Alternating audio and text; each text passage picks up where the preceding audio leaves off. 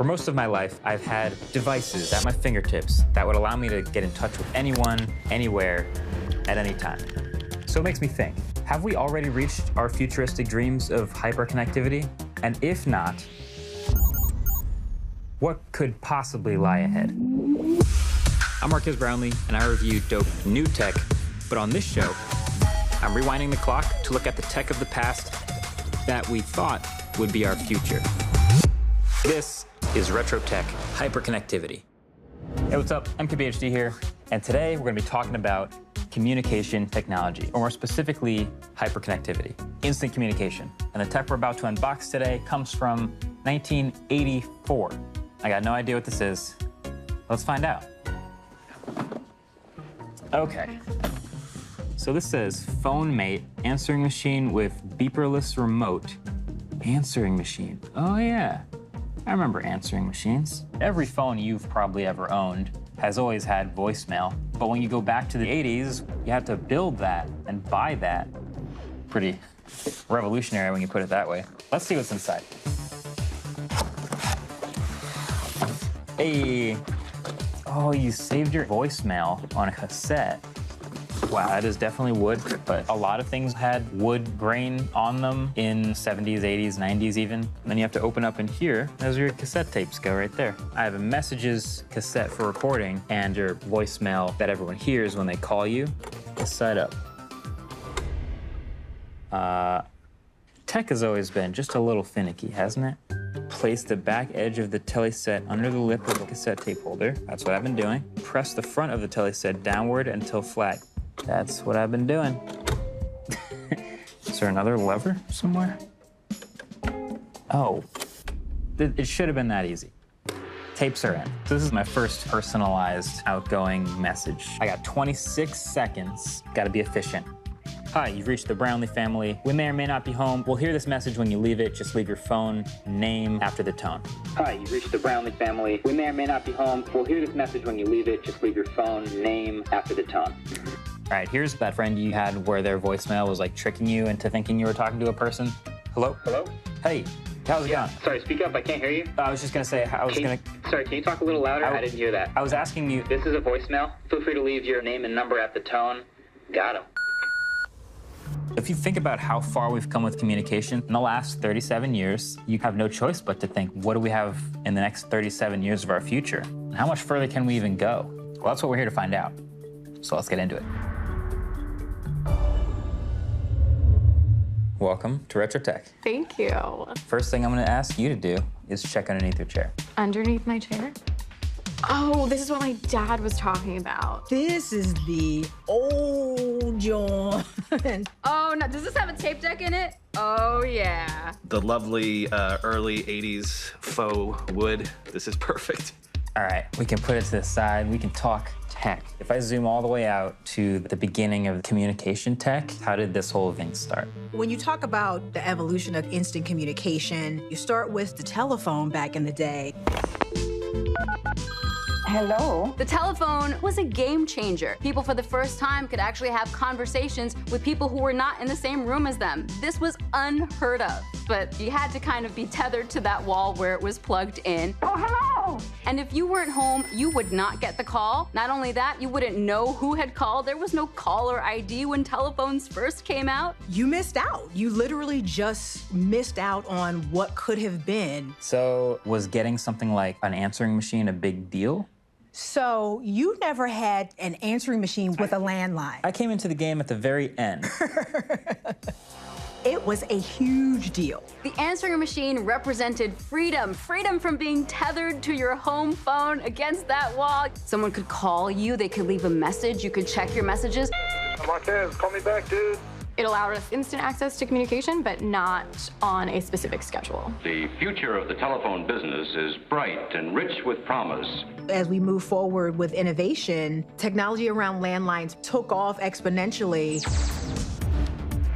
Even before we went to cellular. New tech was coming out for telephones, and there was a lot that we could do with landlines. Wouldn't it be nice if life could be a little easier? Back in the 80s, features that came with landlines as they advanced were a huge deal. We had two-way call waiting, where you could be on a call, you'd hear that beep, oh, hold on, I got a call on my other line. Hello, Jim. They had three-way calling, so you could have almost a conference call. They had call forwarding, so if you weren't going to be home, you could forward the calls to the place where you were going to be. And then aesthetically, they had everything. Fun colors, ginormous buttons, the clear phone where you could see the guts of the technology. We had some pretty innovative landlines at the time. But we're never satisfied because sci-fi has been tantalizing us with video communication. Hello. How good to see you again. So in the 80s and 90s, tech companies were teasing us about the video phones of the future. AT&T in particular had this commercial campaign called You Will and started marketing to regular people. Things like, you will tuck your baby in at night via video chat. This is one vision of the future, with video screens linking via phone lines to anywhere in the world. We wanted video phones because that represented the future, even though the technology just wasn't there yet. So while cell phones were still out of reach for most people in the early 90s, tech companies put a lot more effort into a more familiar innovation, landlines. So today, I'm joined by comedian Chuck Nice to check out some retro landlines that seemed futuristic at the time. This is Dope or Nope. Chuck Nice. Hey, man. Thanks for joining me. Always a pleasure to be here and be with you, that's for sure. We're looking at some older tech today. Yeah, I heard you say landline. Yeah, so I feel like, maybe you'll be a little more familiar. I know, he's calling me old, that's all. All right, our first item comes to us from the year 1988, and it's this right here. Mitsubishi Visual Telecom picture phone. And then this is it. Wow, look at that. This is the unit. Oh, that's a chunk. That is a camera. It is. Oh, and it closes. That's for privacy. That is ahead of its time. Yes. Here's the problem. You gotta have one of these on the other end, right? Well, it's funny you mentioned that, Chuck. Oh my God! Some surprises. Wait a minute. Not only are we retro to the max, but we're solving race relations at the same time. All right, let's plug this in here. You want to do the honors? Here we go. Oh, look, we both have a picture. Oh, wow, look at that. It's a live shot. It's weird that we're like discovering cameras right now. This is pretty cool, man. I really need to see if this works. I just tried to call my wife. It's not ringing, it's not working. Oh my God, my wife is on the phone. Really? This phone works, bro. Jesus. Oh my God. Hey, baby. I'm with Marcus. Let me see if there's a speakerphone on this thing. Hold on. We're doing a show. You're not gonna be on speakerphone. Like, that's boring. Why are you calling me during a show? All right, I gotta go. Bye. As images are received, up to 3 are stored on a first-in, first-out basis. But I guess it's not video. This whole thing is for 3 lousy pictures.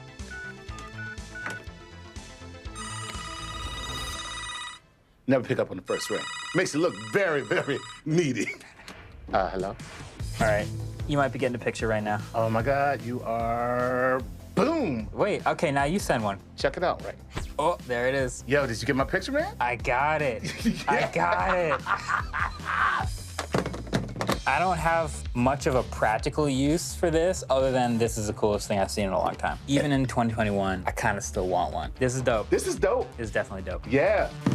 That might be the easiest dope I've given. All right, this next item, Chuck, comes to us from 1999. Hyper video phone. A newer version of the video phone. Gigantic. It's huge. It looks very office-y. I'm a fan of this right here, adjustable angle. Now that's cool. I don't know why it would go that far down. I don't know what you're showing on this video phone. All right. So you have yours. Got mine. I'm gonna just call your number. I wonder if you'll see me. I don't know why that started. Look, I can see you on the... Oh, that's crazy. Yo, what up, homie? What's good? It's a much better screen, I'll tell you that much. It's color now. We are making technological progress here, but it's not that much better. I think there's an element of it being more impressive with the older tech. It's better, but it's not quite the same level as like game changer as like the first one. So hyper video phone, not as dope because there's levels to this. Right. But it's dope. A little less dope, but still dope. All right, our next item comes to us from the year 1998. What in the heck? 3D Tel Mouse. It's a mouse telephone. Oh no. The setup disc. If only we had an entire computer. Wow. Look at that. Here you are, 1998. You're working on a very important document, and you have to make a phone call. What do? You have to stop your work. I put in my little Time Life earpiece. and then I dial. Oh, what's up? Yo, it's the worst headset I've ever. Headset. It's all good. I'm gonna just hang up real quick from the mouse. Okay. Wow. Maybe they're thinking, what if your phone is a part of your computer? But that was a lot to go through to make a phone call. This is ultimately just a kind of clever workaround idea that will inevitably die when you can do both at once. Right. So the conclusion, at the end of the day, the 3D telemouse, that's a no. That's a no. Chuck, thanks for joining me. Always a pleasure, man. Appreciate Thanks. it. And it was so fun talking on the phone. It's been a while. Nowadays, when we look at a laptop or a computer, we know it's a communication device. But before the era of internet connectivity, we had no idea where we were headed. You think about that Today Show interview with Katie Couric and Bryant Gumbel were like, what's the internet? Allison, can you explain what internet is? What do you write to it like mail? A lot of people just still didn't get it. Everybody already had a communication device, the telephone. It worked well, we loved it, we were not mad about it. And when the internet first came out, if you wanted to connect, you had to unplug your phone physically and connect that to your computer. Imagine if you still had to do one or the other. People would just not make a phone call ever. So why would we want to do something that's going to disable our telephone line in order to do this completely other type of communication that we'd never seen before? That was the trouble that AOL had to overcome. You got mail. AOL had to convince Americans to go online for the first time. The head of marketing says, print up as many discs as we can and get them in front of people however we can. And it worked. America Online, the company making cyberspace easy to use and understand. At one point, it was estimated that 50% of all CDs made in the USA were AOL CD-ROMs. AOL was the primary way that most Americans got online for the first time. I never used AOL. Marquez, how is that possible? What was the experience of actually using AOL? With AOL, you had your email, your news. It was like a one-stop shop for everything. Later on is when they came out with AIM. When AIM Chat came out, it was the first time that we could have instant communication via text. You put your buddy list, you'd add all your friends, and when someone would get online, you would see that they were online and you could message them. And then you got that little satisfying ding. When I had a crush, you'd immediately jump up and check to see if it was that person. For anyone under the age of 30, the primary way to keep in touch with your friends was to go on AIM. It was a much different platform than phone calls. That still allowed you to instantly get in touch with somebody. So what was the experience actually like for early AIM chat users? Since I've never used it, I've invited fellow YouTube creator Sarah Dici to show me the ropes. Sarah, welcome back. I'm very excited, but I'm very disappointed that you've never used AOL Instant Messenger. It's a phenomenon I've heard a lot about, read a lot about, but what was your experience living with AIM? It was so fun. I would come home from school, and that would be the first thing I logged into. You would just have multiple chats going on. It was just a blast. Well, you've probably already noticed these two computers here behind me, they have AIM on them. So we might as well just jump right into that experience. I'm so excited right now. Well, there's the logging onto the internet sound. That sound is anxiety-inducing, because everyone had to be off the phones. Oh no, grandma's calling. The afternoon is shot. Okay, let's try. Oh my God, just seeing the little man, the logo, is already peak nostalgia. Screen name and password, MKBSD. You know. Chick22 Sarah. And then sign on is that little green guy. Connecting. Oh. Some windows are popping up. Here we go. Probably logical first step is add a buddy, right? Yeah. Add me. Family, coworkers, or buddies. Add buddy. I'm honored that I'm a buddy, not a coworker. You're online now. So you've never heard that sound before? No, it sounded like a door. Marquez. Creaking door. So I'm gonna double click on your name, and that is a new instant message sent. I got an IM. Do you know what NM? I do. Yeah. So this is probably where these conversations would start out. Not very riveting. But once you started talking to your friends, you didn't want the conversation to go stale. But you're sitting there, you want to keep asking the questions. How's the weather? You're the most boring 6th grader ever, Marquez. How's the weather? You can change your font, which is very exciting, and say, I have an opinion about you. I'm gonna make the font really in your face. Okay, so now it's time for you to make your away message. I have a good one, I think. BRB, doing homework. And then... This dude, it lacks emotion. Really? We need a song lyric. We need, you know, you're off by the pond pondering life. I'm gonna change it. I never wanted to do homework. I'm changing my away message. All right, there it is. I hope that works. Wow.